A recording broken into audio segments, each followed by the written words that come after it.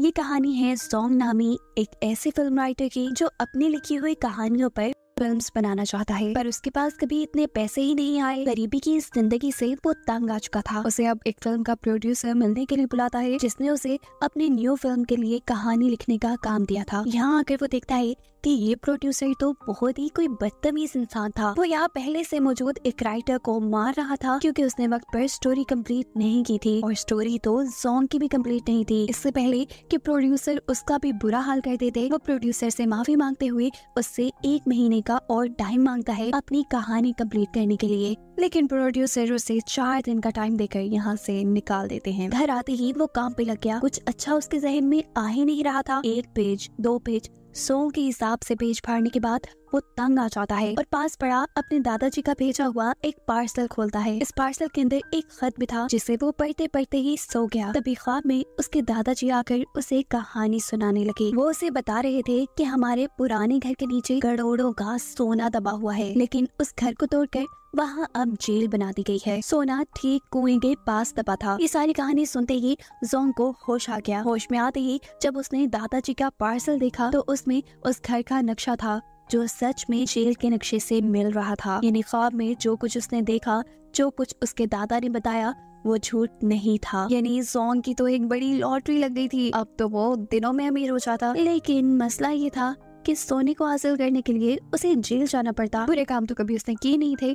अब जेल जाने के लिए वो क्या करता है कि अपने नेबर्स का लैपटॉप चुरा कर नीचे गिरा कर तोड़ देता है। गुस्से में उसके नेबर्स उसे पुलिस में अरेस्ट करा देते हैं और फाइनली वो जेल में पहुंच जाता है। जेल में तो सभी कहती किसी की बर्थडे पार्टी बना रहे थे और ये था ग्रैब उसके पास आकर उसे भी पार्टी में शामिल होने को कहता है और बताता है कि एक जमाने में उसका भी जोंग नामी एक अच्छा दोस्त था। ग्रैब बिना उसकी बात सुने उसे अपना दोस्त बना लेता है और कहता है कि अब से तो मेरे दोस्त होना, इसलिए तुम्हारी हिफाजत की सारी जिम्मेदारी अब मेरी, तुम्हें यहाँ कोई नुकसान नहीं पहुँचा पाएगा। जिसके बाद अब हमें दिखाया जाता है कि जोंग इस जेल का विजिट कर रहा है, गौर से देख रहा है और वो जगह ढूंढने की कोशिश कर रहा है जहाँ सोना दबा हो सकता है। जिस वक्त पर उसे यहाँ एक और कैदी मिलता है जो उसे बताता है कि इस जेल में 2 ग्रुप्स बने हुए हैं। एक ग्रुप ग्रैब का था तो दूसरा ग्रुप था बाओ का। बाओ जो कि एक बहुत ही खतरनाक कैदी था, सभी लोग उससे डर कर रहते थे, जबकि दूसरी तरफ था ग्रैब जो कि बहादुर होने के साथ साथ अच्छा भी था। वो अपने ग्रुप के किसी भी बंदे का किसी भी किस्म का नुकसान होने नहीं देता था। वो हर तरह से उनकी हिफाजत करता था। इस कैदी से ये सारी कहानी सुनने के बाद जोंग कहता है, अरे नहीं, मुझे किसी ग्रुप में नहीं शामिल होना। वो लोग बातें कर ही रहे थे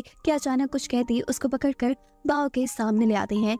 ये असल में बाओ के ग्रुप के लोग थे जो उसे टॉर्चर करते हैं, कभी उसे मारते हैं तो कभी उसका मुंह पानी में डुबाते हैं, और ये सारे काम वो इसलिए कर रहे हैं कि डर कर जोंग बाओ का ग्रुप ज्वाइन कर ले। जोंग के साथ साथ यहाँ आए सभी कहती टॉर्चर से तंग आकर उनके ग्रुप में शामिल होने का फैसला कर लेते हैं। अब बाओ के ग्रुप का रोल था कि जो भी नया बंदा उनके ग्रुप में एंटर होता उसे बाओ की थूकी हुई चाय पीनी पड़ती थी। सारी कैदियों से डरा धमका कर ये काम करवा लिया जाता है, और जब बाओ की वो गंदी थूक वाली चाय पीने का टाइम आता है तो अचानक कोई उसके हाथ से कप गिरा देता है। ये और कोई नहीं था बल्कि ग्रैब था। वो बाओ से कहता है कि जोंग मेरे ग्रुप का बंदा है, क्योंकि वो मेरे रूम में रहता है, इस लिहाज से तो उसके ऊपर कोई जबरदस्ती नहीं कर सकते। ग्रैब और ग्रैब के लोग जोंग को अब यहाँ से लेकर चले जाते हैं, और जोंग के उसके हाथ से निकल जाने की वजह से बाओ को यहाँ आ जाता है गुस्सा, जिसका मतलब वो अगले दिन उसके खाने में कॉकरोच मिला कर लेता है और जबरदस्ती उसे वो खाना खाने पर मजबूर करता है। जो सारा तमाशा ग्रैब देख चुका था और इसीलिए इन दोनों ग्रुप्स में लड़ाई शुरू हो जाती है। खैर ये लड़ाई तो खत्म हो ही गई। अगले दिन हमने देखा कि जोंग को जेल की साफ सफाई का काम मिला है। उसने मौके का फायदा उठाया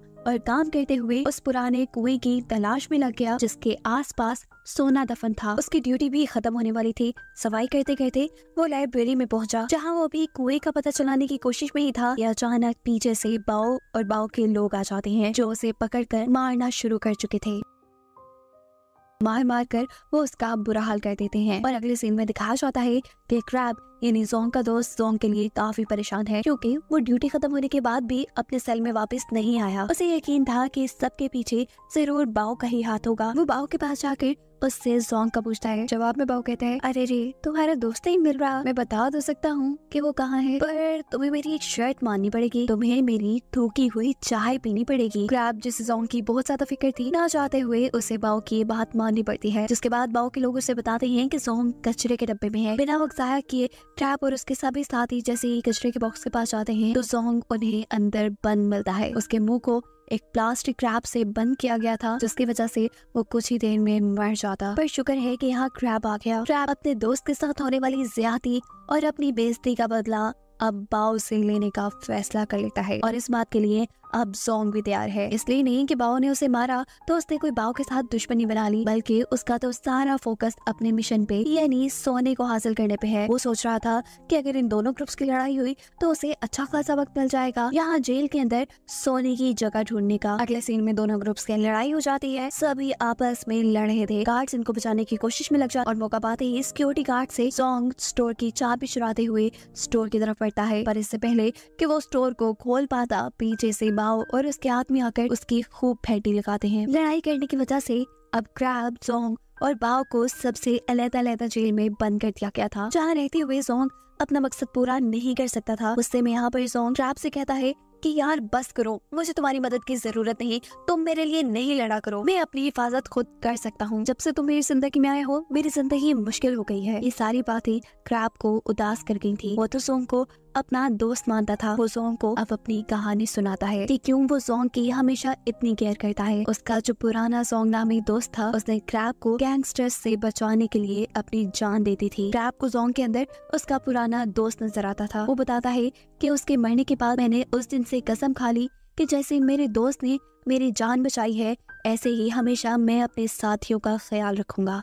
बस इसीलिए मैं तुम्हारी मदद करता हूँ। क्रैब की ये सारी कहानी सुनकर जोंग भी इमोशनल हो चुका था और अब वो उसके पास आकर उसे अपने जेल में आने का असल मकसद समझाता है। जोंग उसे बता देता है कि वो यहाँ अपने बेसमेंट में से अपनी फैमिली का सोना चुराने के लिए आया है। क्रैब ने भी अब फैसला कर लिया था कि वो जोंग की उसके मिशन में मदद करेगा और इसके बदले उसे जोंग से सोने का कोई हिस्सा नहीं चाहिए। इन लोगों ने अब सोना चुराने के लिए एक प्रॉपर प्लान बनाया। सबसे पहले इन्हें स्टोर रूम में जाना था, जहाँ की गार्ड की गर्दन के ऊपर ये लोग एक अजीब सा केमिकल छिड़क देते हैं, जिससे उसकी गर्दन पे एलर्जी हो जाती है। उसे इमरजेंसी में मेडिकल रूम ले जाया जाता है और पीछे से मौका पाते ही क्रैब उसका यूनिफॉर्म चुरा लेता है। जोंग उस यूनिफॉर्म को पहनकर स्टोर रूम के अंदर जाता है, जहां उसे जेल का एक नया नक्शा मिला, जिसके मुताबिक वो पुराना कुआं जिसके आसपास सोना दफन था वो अब लॉन्ड्री रूम में था। ये लोग जैसे तैसे कर लॉन्ड्री रूम तक पहुंचे और नक्शे के मुताबिक जहाँ कुआं होना चाहिए था वहाँ उन्हें एक दीवार नजर आई। इन्हें यकीन था कि इस दीवार को तोड़ने पे उन्हें पीछे कुआं मिल जाएगा। वो इस दीवार को तोड़ देते हैं, जिसके पीछे सच में इन्हें बहुत ही खतरनाक और खौफनाक सा एरिया नजर आता है। ये लोग बड़ी सी लाइट लेकर इसके अंदर घुस जाते हैं, लेकिन यहाँ तो उन्हें कोई कुआं या कोई सोना नहीं मिलता। नाकाम उदास अब ये लोग वापस आने वाले थे कि तभी यहाँ पर अचानक क्रैब को एक लकड़ी नजर आती है। वो वैसे ही टाइम पास के लिए इस लकड़ी को उठा लेता है और इस लकड़ी को उठाते ही वहाँ पे एक अलमारी खुल जाती है, जिसके अंदर कई सोने की बार्स थी, जिनकी कीमत 500 करोड़ डॉलर से भी ज्यादा हो सकती थी। ये देखकर तो जोंग की आंखें खुली की खुली ही रह गईं। जोंग ने सबसे पहले इनके अंदर से कुछ बार्स क्रैब को दिए, लेकिन क्रैब कहता है कि मेरा इस सोने पे कोई हक नहीं, ये तुम्हारा सोना है और तुम ही इसे लेके जाओ। ये लोग अब सारे सोने को एक कपड़े में छुपा देते हैं और लॉन्ड्री रूम में रखे हुए कपड़ों के साथ लेकर बाहर आ जाते हैं। ये लोग जानते थे कि लॉन्ड्री हुए कपड़े 22 तारीख को जेल से बाहर जाएंगे और ये वही दिन था जिस दिन जोंग को भी जेल से रिहाई मिलनी थी। इनका प्लान तकरीबन कामयाब ही होने वाला था और जोंग इस चीज को लेकर बहुत खुश था। वो क्रैब को बताता है कि अब वो अपना सारा कर्ज उतार कर फाइनली अपना सपना पूरा कर सकता है, यानी वो अब एक प्रोड्यूसर बनकर फिल्म्स बना सकता है। क्रैब का साफ दिल देखकर जोंग ने अब क्रैब से वादा किया कि जब वो भी जेल से बाहर निकलेगा तो वो दोनों मिलकर एक रेस्टोरेंट बनाएंगे जो कि सिर्फ क्रैब का होगा। सब कुछ तो प्लान के अकॉर्डिंग ही चल रहा था, पर ये बाओ वो उन्हें सुख का सांस थोड़ी लेने देता। वो फजूल में ही इनसे लड़ाई कर लेता है, जो कहते हुए जोंग का छुपाया हुआ सोना उसके सामने आ जाता है। इनकी इस लड़ाई के चलते यहाँ पर गार्ड्स भी आ चुके थे। इससे पहले कि सोना उनकी नजरों में आ जाता, पता चलता है कि ये तीनों सोना छुपा चुके थे। बाओ यहाँ पुलिस वालों से झूठ बोल देता है कि जोंग का पाँव फिसल गया था, हम लड़ाई नहीं कर रहे थे, मैं तो यहाँ उनकी मदद करने के लिए आया था। जोंग भी उसकी हाँ में हाँ मिला चुका था और अपने दुश्मन के साथ जोंग को मिलता देखकर क्रैब को बहुत हैरानी होती है। उसके दिल में ये बात आ गई थी कि मैं जो उसके लिए इतनी मेहनत कर रहा हूँ, मेरी जोंग के दिल में कोई इज्जत नहीं, उसके लिए तो सोना ही सबसे इम्पोर्टेंट है। और ये सोचते हुए वो अब दिल ही दिल में जोंग से दोस्ती तोड़ चुका था। वो अब जोंग का और साथ नहीं देने वाला था, इसीलिए वो बाओ के साथ मिलकर यहाँ से भाग जाने का प्लान करता है, जिसमें क्रैब अब उसका साथ नहीं दे रहा था। पर अगले ही सीन में जब क्रैब को मालूम होता है कि उसकी बेटी बहुत ज्यादा बीमार है, इतनी कि उसे सर्जरी करनी पड़ेगी, इसलिए वो ना चाहते हुए भी अब जोंग का साथ चाहता था। उसे जोंग का सोना नहीं चाहिए था, वो बस जोंग के साथ उनके प्लान में मिलकर यहाँ जेल से भागकर अपनी बेटी के पास जाना चाहता था। फिर उन्होंने आज से 2 हफ्ते बाद जेल में होने वाली एक पार्टी में सबको चकमा देकर जेल की एक पुरानी सुरंग से यहाँ से बाहर निकलने का प्लान बनाया। प्लान तो अच्छा था, लेकिन एक नई प्रॉब्लम थी। जोंग जो कि 22 तारीख को छूटने वाला था, वो कैसे अपना सोना लेकर यहाँ से बाहर जाता। उसे सोने को अपने साथ ले जाने के लिए बाओ के साथ प्लान के अकॉर्डिंग चलना था। अब अपने प्लान के मुताबिक चलने के लिए जोंग और बाओ दोनों मिलकर लड़ाई करते हैं। लड़ाई के चलते जोंग को कुछ और दिन की सजा हो जाती है और ये लोग अपने प्लान के ऊपर काम करना शुरू कर देते हैं। पार्टी के दिन भी करीब आ गए थे। इन्होंने क्लोरीन गैस से गुब्बारे फुलाए, जिसके अंदर ये लोग आग लगाकर सब लोगों को डाइवर्ट कर सकते थे। जिस वक्त यहाँ पर इंस्पेक्टर अपनी स्पीच कर रहे थे, तभी जोंग और बाओ ने सभी गुब्बारों में किसी बॉम्ब की तरह आग लगा दी। मौके का फायदा उठाते हुए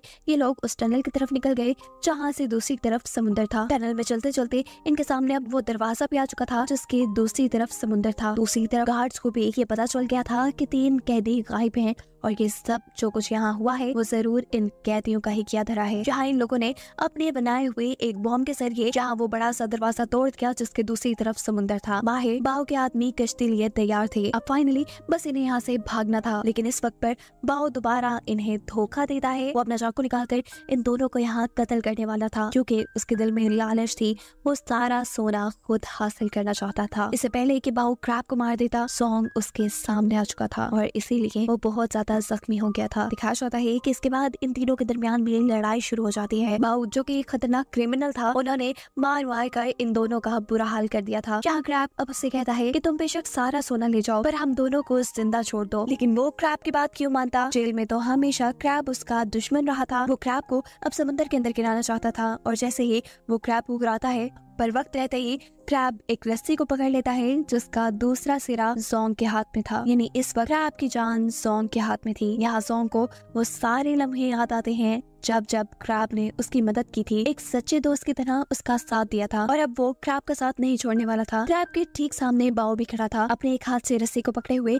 क्रैब उसे चकमा देते हुए जल्दी से पानी में गिरा देता है और दूसरी तरफ जोंग अपना पूरा जोर लगाते हुए अपने दोस्त क्रैब को समुद्र में गिरने से बचा लेता है। बाओ तो मारा जा चुका था और इनके सेफली जेल में वापस आते ही यहाँ सिक्योरिटी गार्ड्स भी उन्हें ढूंढते हुए आ चुके थे, जिन्हें देखकर ये दोनों अपने आप को शराफत से उनके हवाले कर देते हैं। जेल से भागने की कोशिश की वजह से इनकी सजा थोड़ी बढ़ाई तो जाती है, लेकिन कहानी के आखिर में एक अच्छी चीज हमें ये बताई जाती है कि क्रैब जिस वजह से इस जेल से भागने जा रहा था वो वजह खत्म हो चुकी थी, यानी उसकी बेटी का इलाज अच्छे से हो गया था। और दूसरी तरफ जो सारा सोना ये लोग यहाँ से लेकर भागने वाले थे, गवर्नमेंट उस सोने के वारिस का पता चलाते हुए ये ऐलान करती है कि ये सोना जोंग के ग्रैंडपा का था और क्योंकि अब वो इस दुनिया में नहीं रहे, इसीलिए सोने का असल हकदार सिर्फ जोंग ही है। उसका अब अमीर होने का सपना पूरा हो गया। वो जैसे चाहता था अब वो वैसे जिंदगी गुजार रहा है। वो एक प्रोड्यूसर बन चुका है और अपनी ही लिखी हुई कहानियां अपने ही तरीके से फिल्म करता है। उसने अपने सबसे अच्छे दोस्त क्रैब के साथ मिलकर रेस्टोरेंट भी बनाया है और यही सब बताते हुए कि कहानी यहाँ खत्म हो जाती है।